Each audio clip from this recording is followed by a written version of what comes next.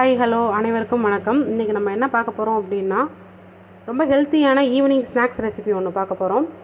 கேவுரு அடை.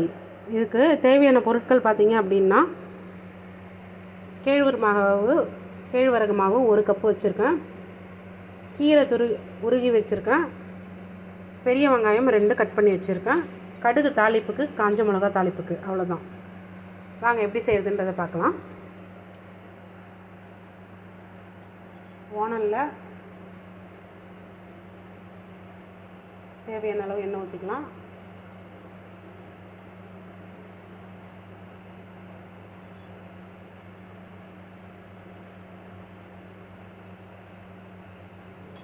எண்ணெய் காஞ்சதுக்கப்புறம் கடுகு, காஞ்ச மிளகா வச்சுருக்கோம்ல, அதை போட்டுக்கலாம்.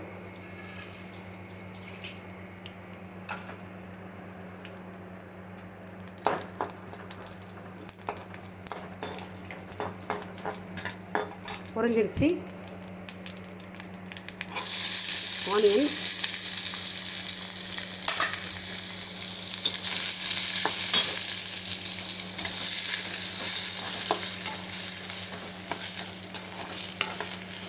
ஆனியன் வதங்கிறதுக்கு கொஞ்சமாக உப்பு போட்டுக்கலாம்.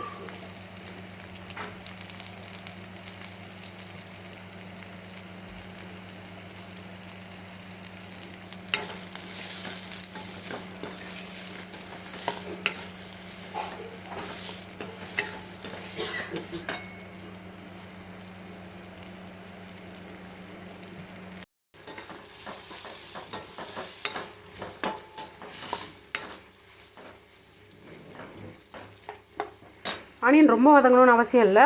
லைட்டாக அந்த கண்ணாடி பதம் மாதிரி இருந்தாலே போதும். ஏன்னா இதை நம்ம தோசைக்கல்ல அடை மாதிரி தட்ட போகிறோம். அப்புறம் ரொம்ப கருகுன கலர் மாதிரி சேஞ்ச் ஆகிடும். அவ்வளோதான். இப்போ நம்ம உருவி வச்சுருக்கோம்ல முருங்கைக்கீரை, நான் உருவி அலசி எடுத்து வச்சுருக்கேன். முருங்கைக்கீரை எல்லாத்தையுமே போட்டுடலாம்.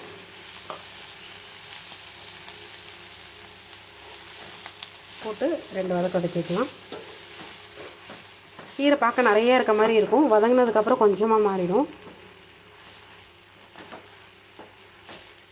நான் இப்போ 4 பேருக்கு 4 அடை வர மாதிரி ரெடி பண்ணிகிட்ருக்கேன். 2 பெரிய சைஸ் ஆனியன், 1 கைப்பிடி அளவு முருங்கைக்கீரை, 2 கைப்பிடி அளவு, 2 கொத்து நீங்கள் உருவி வச்சுக்கோங்க. அவ்வளோதான். இப்போ இது வதங்கிடுச்சு.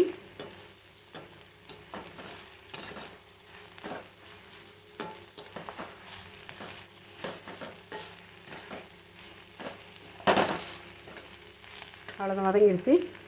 அடுப்பு ஆஃப் பண்ணிவிட்டு இதை ஒரு ஓரமாக எடுத்து வச்சு இது ஆறுனதுக்கப்புறம் இதில் மாவு எப்படி போட்டு கலக்கிறதுன்றதை பார்க்கலாம். இப்போ இதில் 1 பவுல் கேழ்வரகு மாவு போட்டுக்கிறோம். ஏற்கனவே உப்பு போட்டிருக்கோம், பத்தலைன்னா போட்டுக்கலாம். இதில் கொஞ்சமாக தண்ணி ஆட் பண்ணி மாவை பிசைய போகிறோம். மாவு பிசைய போகிறோம். சைட் பை சைடு கல் காயிட்டோன்னுட்டு தோசை கல்லும் அடுப்பில் வச்சுருக்கேன் ஆன் பண்ணி.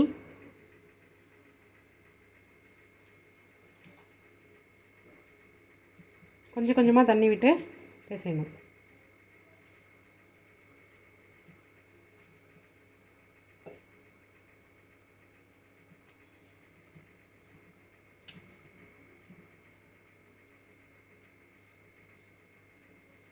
நாலு பேர் தாராளமாக சாப்பிட்லாம். ஆளுக்கு ஒரு அடைன்னு இந்த மாதிரி பிசையணும். மாவு பிசைஞ்சிட்டு காட்டுறேன். மாவு பிசைஞ்சிட்டேன். மாவு ரெடியாக இருக்குது. இப்போ எப்படி தட்டுறதுன்னு பார்க்கலாம். தோசைக்கல்லும் நல்லா காஞ்சிருச்சு. இதில் கொஞ்சமாக எண்ணெய் விட்டுக்கலாம். நம்ம எண்ணெயில் இது வடை மாதிரி கூட பொரித்து சாப்பிடலாம்.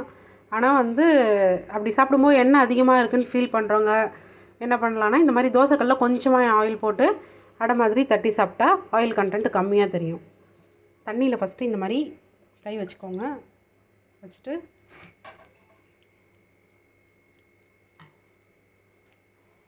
ஒரு மாவு எடுத்து இந்த மாதிரி வச்சு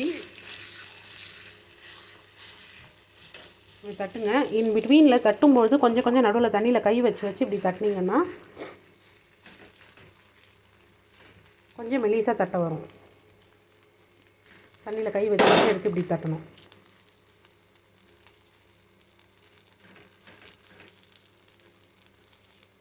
நல்லா மெலிசாக இருக்க கிறிஸ்பியாக இருக்கும், சாப்பிட்றதுக்கு நல்லாயிருக்கும். அதுக்காக தான் இந்த மாதிரி தண்ணியில் கை வச்சு நல்லா மெலிசாக தட்டிக்கலாம். நீங்கள் தண்ணியில் கை வைக்காமல் அப்படியே தட்டினீங்கன்னா தட்டை வராது, ஒட்டும், சுடும் ரொம்ப. அவ்வளோதான்.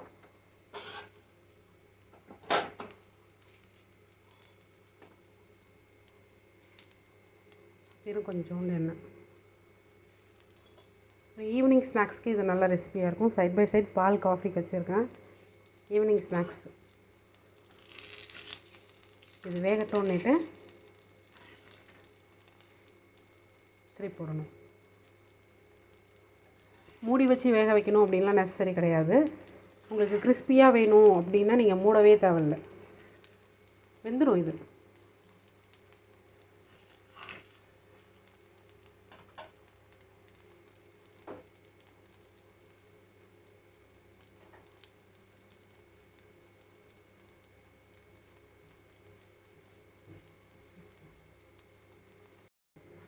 நல்லா வெந்துருச்சு.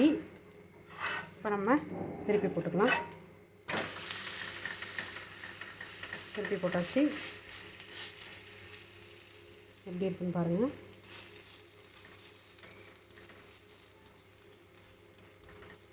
திருப்பி போட்டதுக்கப்புறம் ஃபுல் ஃப்ளேம் இல்லாமல் கொஞ்சமாக ஃப்ளேம் கம்மி பண்ணிக்கோங்க. நல்லா அது உள்ளார வெந்து கிறிஸ்பி ஆகிறதுக்காக. நல்லா வெந்துருச்சு ரெண்டு பக்கமும். அவ்வளோதான், நம்மளுடைய சுட சுட முருங்கைக்கீரை கேழ்வரகு அடை ரெடி ஆயிடுச்சு. நல்லா சூடான முருங்கைக்கீரை கேழ்வரகு அடை ரெடி. பிடிச்சிருந்தா நீங்களும் ட்ரை பண்ணி பாருங்கள். தேங்க்ஸ் ஃபார் வாட்சிங்.